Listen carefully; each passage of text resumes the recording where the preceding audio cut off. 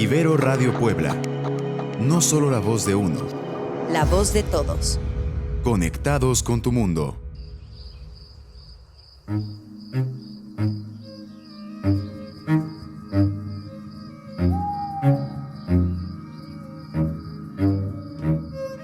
Caminos del Viento.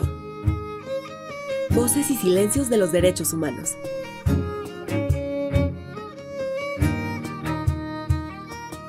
Una producción del Instituto de Derechos Humanos Ignacio Ellacuría e Ibero Radio.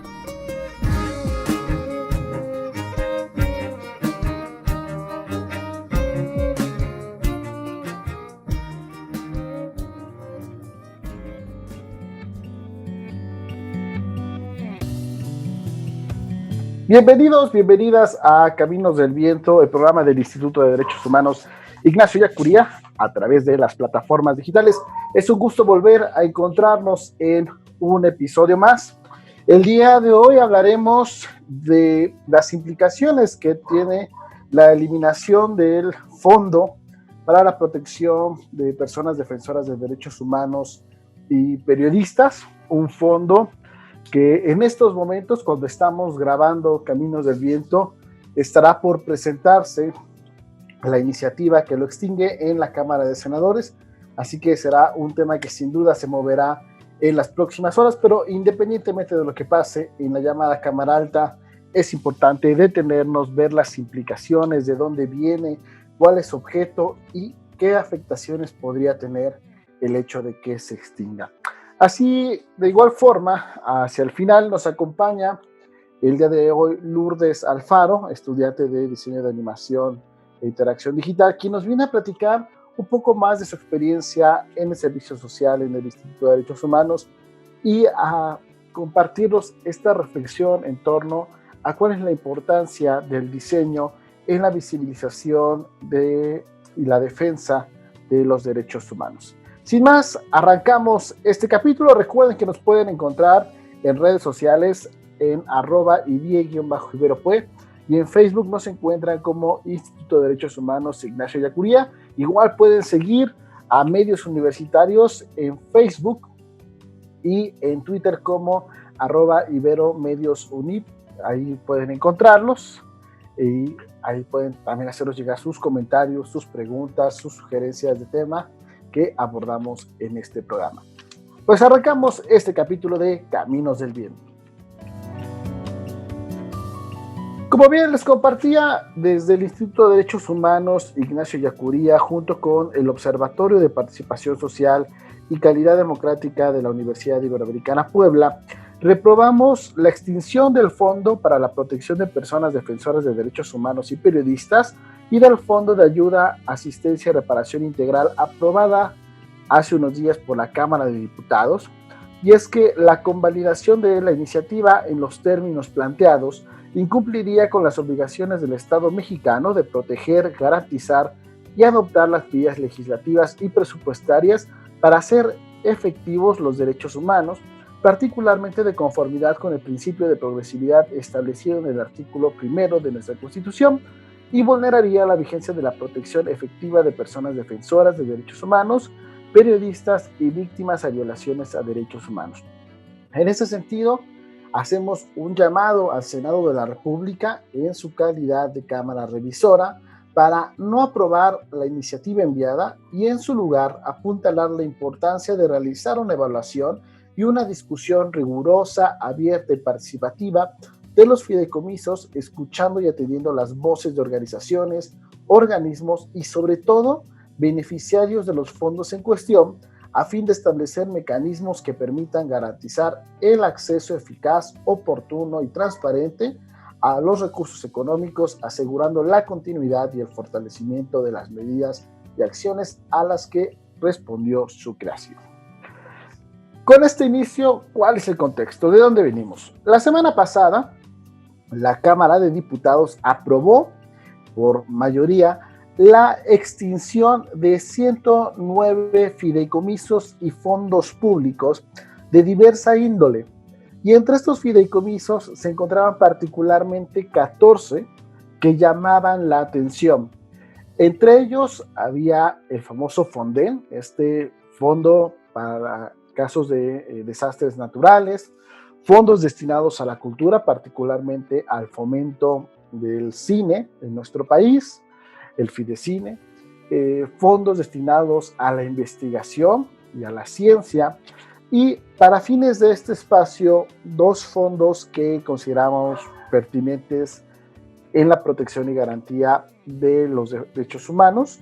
Este fondo que lleva por nombre el Fondo de Protección de Personas, para la protección de personas defensoras de derechos humanos y periodistas, que está adscrito al mecanismo de protección de personas defensoras de derechos humanos y periodistas, ¿no? Y por otro lado, el Fondo de Ayuda, Asistencia y Reparación Integral, que está ligado a la atención de víctimas de violaciones a derechos humanos.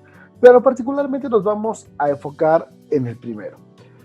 En este contexto, la Cámara de Diputados y en general el Congreso de la Unión ha seguido la directriz de eliminar a los fondos y fideicomisos bajo pretexto de que detrás de ellos hay corrupción, hay opacidad y no hay un manejo claro de los recursos financieros.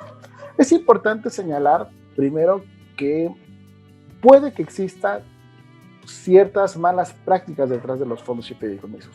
De entrada, no decir no, o defender ciegamente estos fondos y fideicomisos.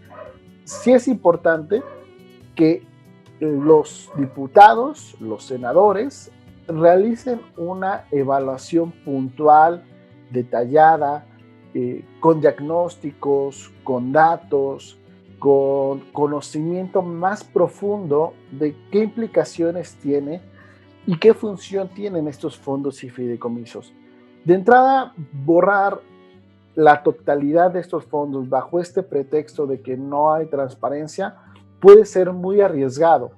¿Por qué? Porque puede tener ciertas implicaciones en las acciones a las cuales están destinadas, y particularmente este fondo para la protección de personas defensoras de derechos humanos, que está destinada, como su nombre lo dice, a la protección de las y los periodistas que en nuestro país corre riesgo su vida, a la protección de las y los defensores de derechos humanos que también por su labor ven en riesgo su vida, su acción, y que bueno, se ha creado este mecanismo para esta protección.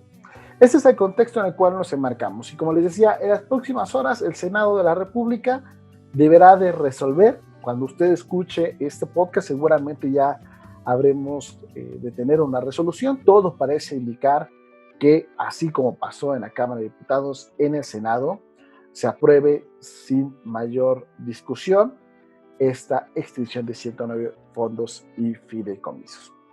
Justo también un grupo de organizaciones de la sociedad civil, académicos, personas de la cultura, del arte, están este martes, que fecha la que estamos grabando, Caminos del Viento, haciendo una jornada por los fideicomisos SOS, a la cual también desde el Instituto de Derechos Humanos nos hemos sumado con este mensaje que leía yo al principio. Ahora bien, ¿cuál es el origen del Fondo de Protección? El origen del fondo está enmarcado en la creación de la Ley para el Mecanismo de Protección de Personas Defensoras de Derechos Humanos, que data de 2012. Este mecanismo, hay que señalarlo, tiene la misión de proteger a las personas defensoras de derechos humanos y periodistas si sufren agresiones con motivo de su labor.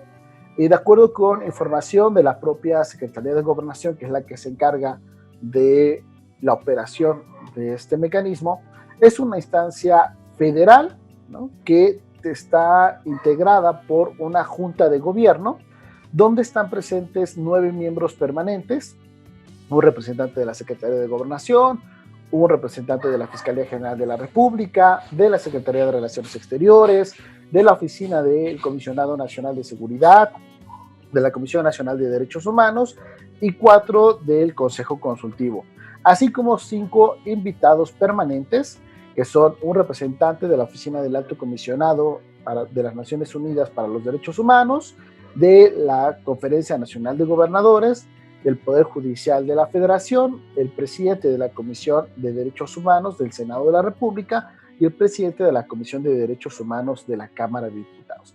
Esta es la Junta de Gobierno que se encarga de la operación del mecanismo, que si bien en algún momento pues recae en la Secretaría de Gobernación la operación misma o final de este mecanismo.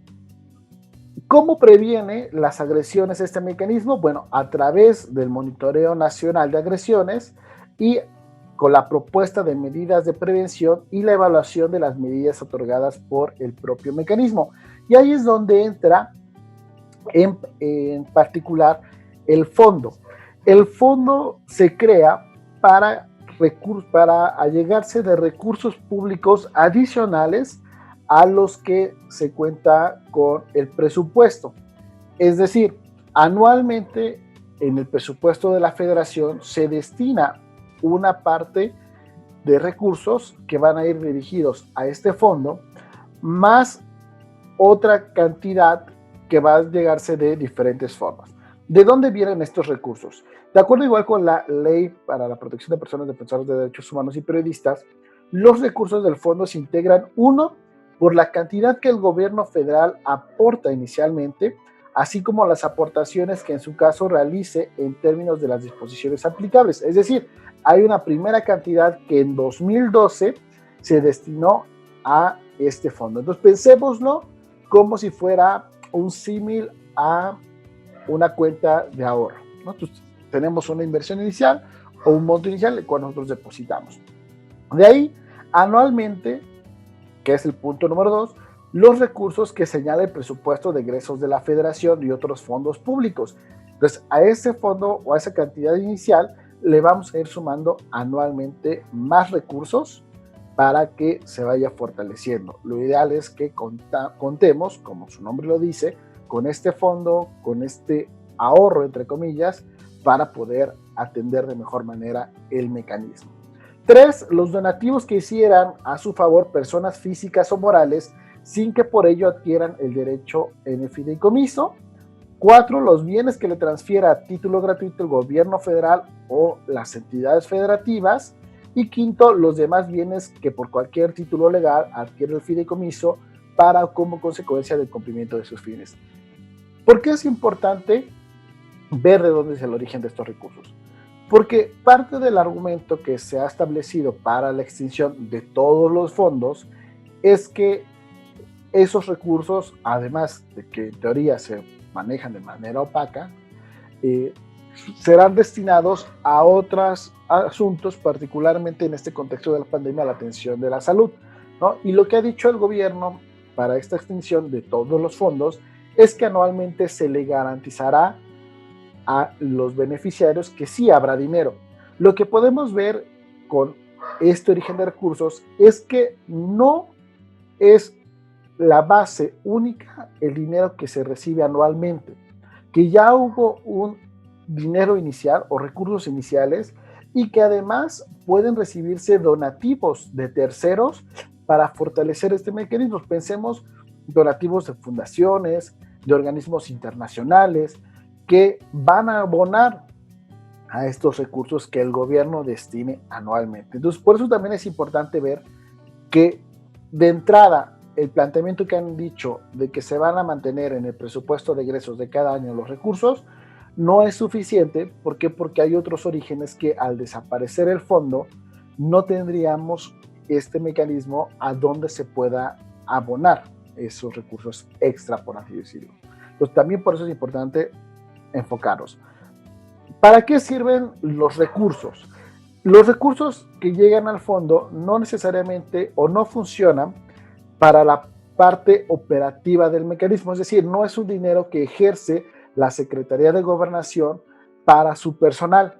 Son recursos que son destinados, y así lo dice la propia ley, exclusivamente para la implementación y operación de las medidas preventivas, medidas de protección y medidas urgentes de protección y la realización de los demás actos que establezca la ley para la implementación del mecanismo, tales como evaluaciones independientes. ¿Cuáles son estas medidas de prevención a las que exclusivamente se destinan estos recursos? Por un lado, en las medidas urgentes de protección se incluyen la evacuación, la reubicación temporal, escoltas de cuerpos especializados, protección de inmuebles y las demás que se requieran para salvaguardar la vida, integridad y libertad de los beneficiarios. Es decir, son recursos que van a servir para que si un periodista o un defensor de derechos humanos tenga que ser trasladado a otra ciudad porque en su ciudad de origen o en su localidad de origen corre riesgo, a partir de estos fondos es que se puede repagar una renta, pagar estas escoltas, la protección del propio inmueble, ¿no? En las medidas de protección entran la entrega de un equipo celular, radio o telefonía satelital, la instalación de cámaras, cerraduras, luces u otras medidas de seguridad en las instalaciones de un grupo o casa de una persona, chalecos antibalas, detectores de metales, autos blindados, ¿no? De nuevo, son insumos que en un grado menor al de la medida urgente, sino una medida de protección, digamos, más permanente, van a ayudar también a estar vigilando y protegiendo a estas personas defensoras de derechos humanos y periodistas. Por ejemplo, las entregas de equipo de celular tienen en su caso la instalación también de un software que se le denomina botón de pánico, donde si en algún momento esta persona beneficiada se siente en riesgo, puede ponerse en contacto de manera automática con el mecanismo para recibir atención de manera inmediata. O las medidas preventivas que tienen que ver con instructivos, manuales, cursos de autoprotección, tanto individuales como colectivos, y acompañamiento de observadores de derechos humanos y periodistas. Estas son en su conjunto las medidas a las cuales el fondo está destinado. ¿Cuál es la preocupación que existe? Y para esto es importante también señalar que la propia Junta de Gobierno del propio mecanismo, es decir, estas representantes de dependencias federales de las cuales hablábamos al principio, han establecido a través de un comunicado que actualmente, y cito, el fideicomiso continúa siendo la figura más adecuada para la gestión rigurosa, transparente y flexible de los fondos destinados a la implementación de medidas de protección para personas defensoras de derechos humanos y periodistas. Más adelante señalan de nuevo, desaparecer el fideicomiso público tendría implicaciones negativas en el desarrollo de las acciones de protección, como el incremento de trámites administrativos o la pérdida de flexibilidad en la adopción e implementación de medidas ante situaciones de riesgo emergentes. Fin de la cita de este comunicado que ha expresado la propia Junta de Gobierno. En otras palabras, se podría poner en riesgo la continuidad en la implementación de estas medidas de protección de personas defensoras de derechos humanos. ¿Por qué? Porque al extinguirse el fondo, por un lado, en tanto cuanto se generan los mecanismos para hacer llegar los recursos públicos, pues podría existir un lapso donde se suspenda la continuidad de estas medidas de protección. Y por otro, en caso de que el próximo año los presupuestos vayan a la baja, como se ha visto en los últimos años, pues pueda también afectar la continuidad o la capacidad que tenga el mecanismo para garantizar estas medidas de protección y adopción. Ahí es el punto fundamental de análisis por el cual desde el Instituto de Derechos Humanos y desde el Observatorio de Participación Social y Calidad Democrática hemos llamado a que puede representar o poner en riesgo esta vigencia de protección efectiva. Además, hablábamos de que también incumpliría las obligaciones del Estado mexicano. Recordemos que con la reforma constitucional de 2011 en materia de derechos humanos, el Estado mexicano, es decir, los gobiernos en sus diferentes ámbitos, ya sea el ejecutivo, el legislativo, el judicial, tanto a nivel federal, estatal y municipal, en este caso enfocándonos a la parte federal, adquirieron la obligación de proteger, de garantizar y adoptar esta protección a los derechos humanos. ¿Qué se vería vulnerado acá? Pues el mecanismo está muy ligado a la libertad de expresión, ¿no? Particularmente, y al derecho a la información en su conjunto, lo cual podría representar esta vulneración, además de la protección a la integridad de la vida. En ese sentido, el artículo primero habla entre sus conceptos que debe de existir el principio de progresividad. ¿A qué se refiere este principio de progresividad? Que el Estado mexicano tiene que encontrar las medidas que vayan favoreciendo cada vez más esta protección de derechos humanos y no, en caso contrario, que se legisle en medidas que puedan poner en riesgo o vulnerar estos derechos humanos. Entonces, desaparecer este fondo sin que se establezca un mecanismo puntual de cómo se van a garantizar estos recursos es un retroceso si lo vemos en materia de derechos humanos. Además, porque es preocupante. También es preocupante porque México es uno de los países más peligrosos para el ejercicio del periodismo en un estado de no guerra, ¿no? Tenemos niveles de violencia similares a países en el Medio Oriente que están declarados formalmente en guerra, pero en México, si bien desde hace 14 años tenemos una lucha contra el crimen organizado, técnicamente no estamos en una declaración de guerra formal, pero los índices de violencia se han mantenido en los últimos años, manteniendo esta alza de agresiones particularmente contra la prensa. Actualmente, de acuerdo con datos del propio mecanismo de protección, hay 1.304 personas beneficiadas de este mecanismo, de las cuales 418 son periodistas y 886 son defensores de derechos humanos, quienes, como decía, al extinguirse este fondo podrían ver comprometidas las medidas de protección. Es importante señalar también que el año pasado, en septiembre de 2019, tuvimos la oportunidad de participar en una serie de foros que realizó la Secretaría de Gobernación a nivel federal para la elaboración del Plan Nacional de Derechos Humanos. Entre ellas, tuvimos la oportunidad de acudir justo al foro de protección de personas defensoras de derechos humanos y periodistas, y en esa sesión el subsecretario de Gobernación, Alejandro Encinas, dio a conocer que habían solicitado a la Oficina en México del Alto Comisionado de Naciones Unidas para los Derechos Humanos un informe diagnóstico acerca del mecanismo de protección. Y nos dijo en ese momento el subsecretario que iban a considerar todas las medidas, todas las recomendaciones señaladas por la Oficina del Alto Comisionado, justo con el propósito de fortalecer el mecanismo de protección. ¿Qué dice este informe del Alto Comisionado? Y leo textualmente: impulsar que el mecanismo que el financiamiento del fideicomiso resulte de las necesidades identificadas para garantizar la protección a las personas beneficiadas y evitar la discrecionalidad de la asignación de los recursos al mismo. Por reforzar los mecanismos de control del ejercicio del fideicomiso, garantizando que se impulsa la aplicación de sanciones cuando se detecten situaciones de implementación inadecuada de las medidas de protección. B. Informar periódicamente sobre el monto ejercido y disponible. Y C. Evaluar la posibilidad de asignar al fideicomiso un porcentaje del monto destinado a la publicidad oficial. Fin de la cita del informe. En resumen, la Oficina del Alto Comisionado le dijo a la CEGOP: sí, el fondo o el fideicomiso necesita fortalecerse, pero nunca habla de una desaparición.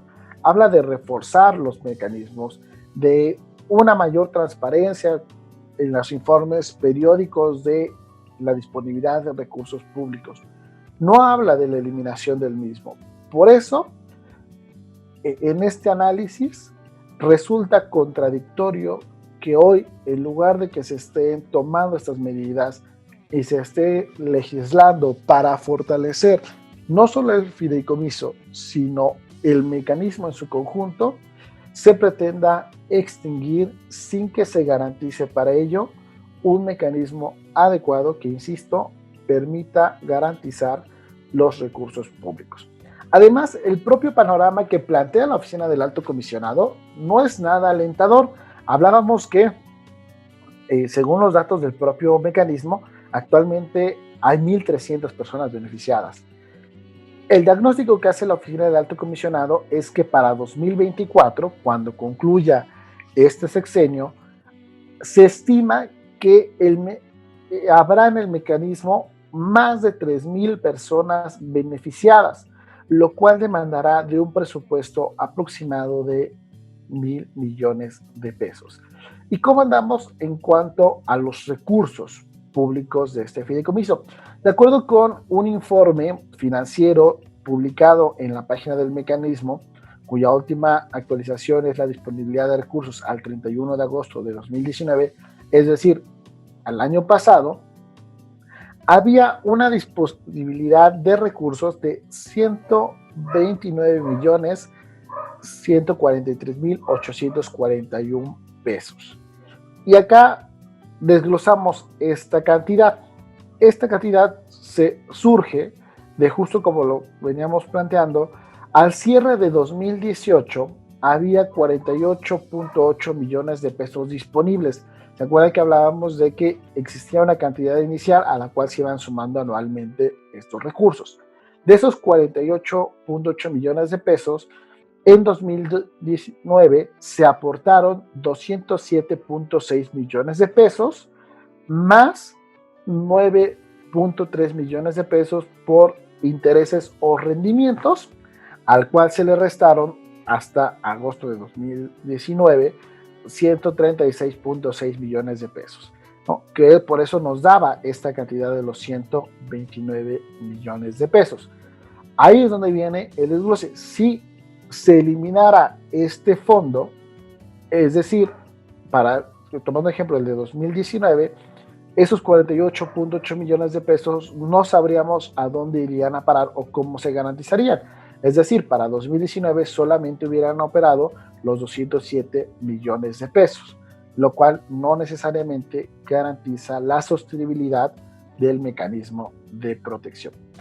Entonces, de acuerdo con estos datos de la Secretaría de Gobernación en el desglose anual ejercido o recuperado en la existencia del fondo, lo que podemos ver es que justo anualmente se van sumando estas aportaciones anuales.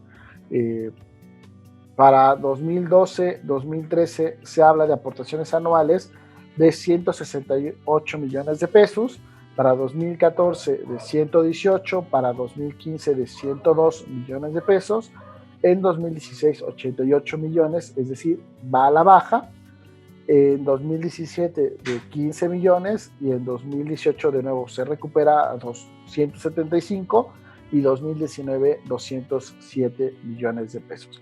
A estos justo hay que sumarle los ingresos por intereses que a lo largo de estos años nos dan 9 millones de pesos, lo cual va fortaleciendo este fondo.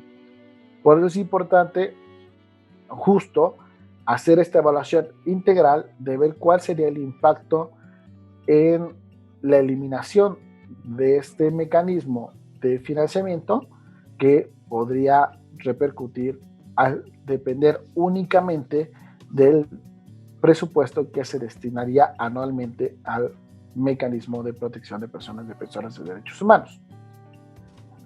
Entonces, en su conjunto, al cierre de esta jornada, pues vemos con preocupación que se extinga el Fondo para la Protección de Personas Defensoras de Derechos Humanos sin que para ello exista justo esta evaluación integral, una evaluación que permita conocer cuál es el diagnóstico a partir del cual se plantea la extinción del fideicomiso, que se puedan realizar evaluaciones, que se pueda monitorear el ejercicio de los recursos públicos, que se diseñen mecanismos eficaces de transparencia y rendición de cuentas y sobre todo medir qué impacto tendría en los beneficiarios y sobre todo en esta parte de que de ello depende su vida, depende la integridad y la garantía y la salvaguarda de sus derechos humanos.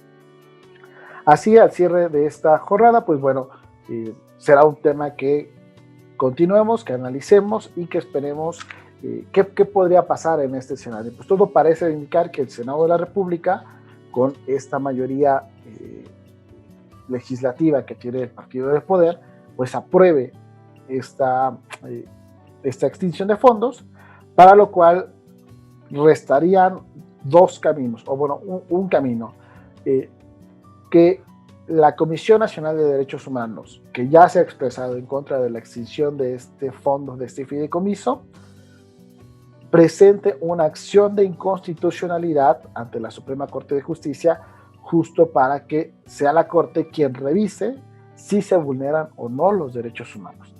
Si no es la Comisión Nacional de Derechos Humanos, quien también tiene la facultad es el 33% de la Cámara de Senadores. Es decir, en su conjunto, los partidos de oposición, que forman por lo menos un tercio de esta Cámara, podrían presentar una acción de inconstitucionalidad igual ante la Suprema Corte con el fin de que se revise. Serían estas dos vías o esta vía a través de estos dos actores el camino que seguiría. Ya algunos gobernadores, sobre todo este llamado Frente Alianza Federalista, han señalado que también van a presentar algunos recursos, ¿no? Pero en cuestión tanto de los órganos autónomos como del propio Poder Legislativo, el camino puede ser una acción de inconstitucionalidad. Así llegamos a esta primera parte de Caminos del Viento.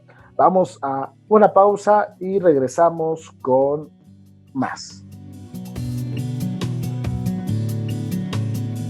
Pues continuando con Caminos del Viento, en este episodio nos acompaña Lourdes Alfaro Rioja, estudiante de Diseño de Interacción y Animación Digital de la Ibero Puebla, que está haciendo su servicio social en el Instituto de Derechos Humanos Ignacio Ellacuría, particularmente en el área de comunicación. Y bueno, si ustedes entran a nuestras redes sociales y encuentran algunos insumos, animaciones, infografías, que seguramente Lulú está detrás de ellas, que nos ha apoyado muchísimo con su creatividad, con su aporte y su visión desde el diseño para justo incidir y promover más el tema de los derechos humanos. Y es por eso que en esta ocasión la hemos invitado para que nos platique un poco más sobre la importancia del diseño, y particularmente del diseño de interacción, animación digital, que va más allá de lo tradicionalmente visto como el diseño gráfico,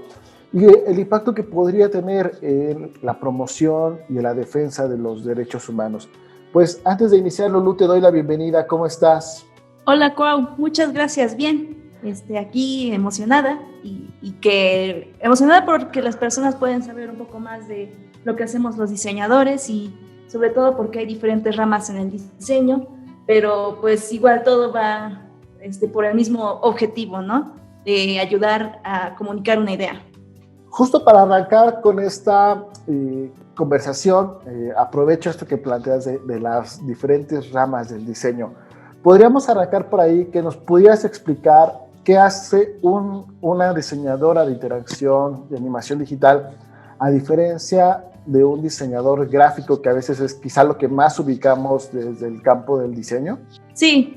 Bueno, creo que los dos tienen sus cosas en común. Creo, igual, los diseñadores tienen sus cosas en común, que es como marcar una idea de manera clara, ¿no? Los principios del diseño son básicamente lo mismo y a mí me los tienen que enseñar pues para más o menos promocionar mi arte. Los diseñadores gráficos siento que pueden irse un poco más creativamente a la parte del marketing, y los diseñadores de interacción parece ser que tenemos que entrenarnos en todo. Por eso es un poco difícil para nosotros especializarnos en solamente una cosa, pero es que es muy retante, pero pues es también igual apasionante, porque la diferencia que hay entre los diseñadores gráficos y los diseñadores de interacción, es que nosotros tenemos varias formas de solucionar un problema de comunicación o la manera en que vamos a comunicar una idea.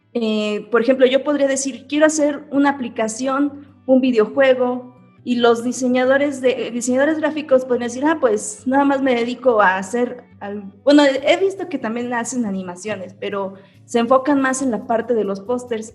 Y justo estamos como en el periodo académico, como a la mitad del famoso semestre o del cuatrimestre, como lo queramos ver. Preguntarte, en este tiempo que has podido tener este contacto con el tema de los derechos humanos, con algunos temas puntuales de violaciones a derechos humanos, para ti, ¿qué serían los derechos humanos? ¿Cómo lo entenderías a partir de esta experiencia? Los derechos humanos son la dignidad que tenemos como personas. Son garantías que tenemos por el simple hecho de ser personas. ¿Considerarías que las personas, sobre todo las personas de a pie, saben o comprenden qué son sus derechos humanos? No lo creo. Es que es difícil que la gente se informe en estos días. Siento que algunas veces es difícil encontrar información o simplemente no nos involucramos con la misma. Pero yo siento que una contribución para que vayamos por un camino mejor es que las personas sí sepan sobre todo esto, y por eso es bueno mantenerlas informadas y utilizar nuestras herramientas para llamar su atención y que éstas sepan lo que son los derechos humanos. ¿Nos podrías compartir qué has aprendido en estos meses de trabajo, de labor en el Instituto de Derechos Humanos? ¿Qué es lo que más te ha significado? Sí, primero que todo he estado más cómoda trabajando en equipo. Yo sé que para mi generación siento que es difícil este ámbito. Y cuando pues llegué a este equipo del instituto, me sentí en confianza, ¿no? Llegaron y me dijeron, no, pues vamos a considerar bien tus opiniones, y también te preguntan cómo estás, y también te quieren mantener en comunicación para saber, pues igual cómo andas, y sobre todo por esta parte de la pandemia, ¿no? O sea, y pues me dio mucha confianza. Y bueno, además de eso, en la parte de labor de servicio social, siento que estoy agarrando más experiencia en la parte de diseño gráfico, porque mi objetivo personal para este servicio social es poder hacer insumos que llamen la atención de las personas. Hay campañas publicitarias como Pictoline o Sopitas que hacen infografías, pero o sea, son como noticias pequeñitas, o son bullets de información en donde la imagen es lo que más cuenta. En ese sentido quería tomar experiencia de eso, pero igual mantener como lo que me piden en el instituto. Entonces sí, siento que esto es una mega experiencia para mí en este ámbito, porque igual me gusta esta parte de poder informar, como ya había mencionado antes. Y en esa parte de aprendizaje que bien has señalado, de encontrar el equilibrio entre el diseño, la información, que a veces es un reto fundamental, y aprovechando el tema central al cual hayamos referido, ¿qué vínculo encontrarías entre el diseño, y particularmente el diseño de animación, y los derechos humanos? O en otras palabras, ¿cuál crees que sería el papel del diseño y del diseñador mismo en esta visibilización, alfabetización, como tú lo has señalado, ¿no? que hace falta en materia de derechos humanos? Pues la verdad pienso que el diseño es un acto de amor y empatía hacia los demás. E incluso igual es como filosófico, porque es una forma de encontrar la manera de hacer una tarea de manera más cómoda, una manera de vivir mejor. Y siento que se adapta a la sociedad y es un reflejo de la misma, además. Entonces, cambia directamente dependiendo de su contexto. Y el diseñador, pues, igual es parte de la sociedad. Tenemos que ser parte de la misma y ver diferentes perspectivas para poder ser empáticos, pues, para poder diseñar y ayudar a las personas. Diseñar para ayudar a las personas. Y eso siento que es el vínculo que hay y el papel del diseñador. Es la solución de problemas para ayudar a las personas. Me quedo mucho con estas palabras que señalas de la empatía, de el diseñar para ayudar, que creo que es parte clave de buscar siempre un fin social, ¿no? Y un compromiso social.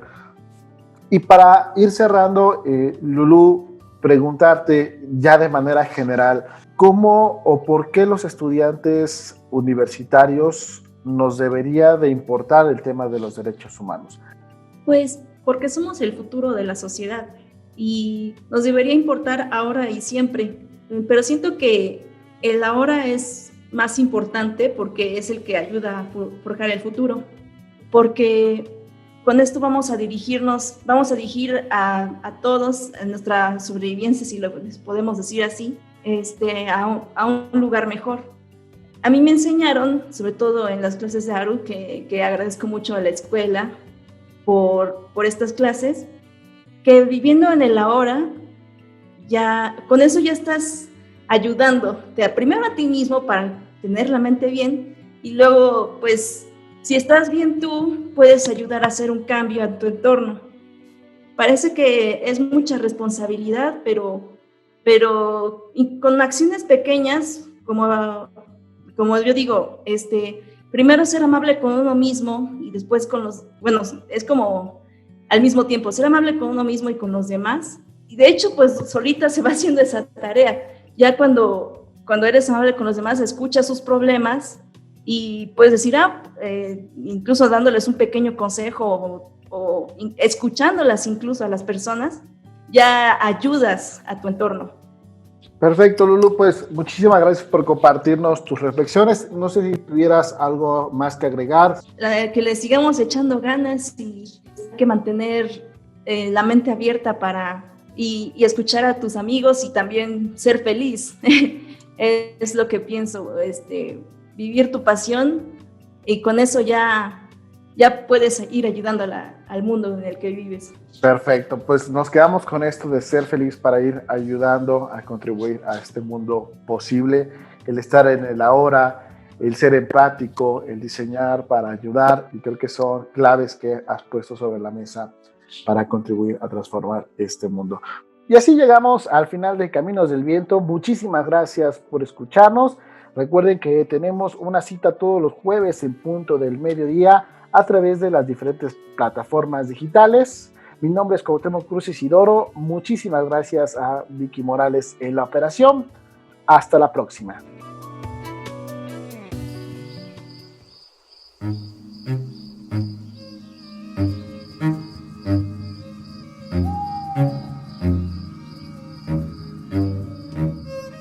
Caminos del Viento. Voces y silencios de los derechos humanos.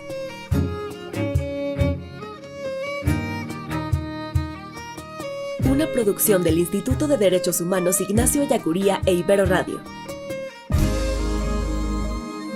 Escucha nuestro siguiente podcast de Caminos del Viento.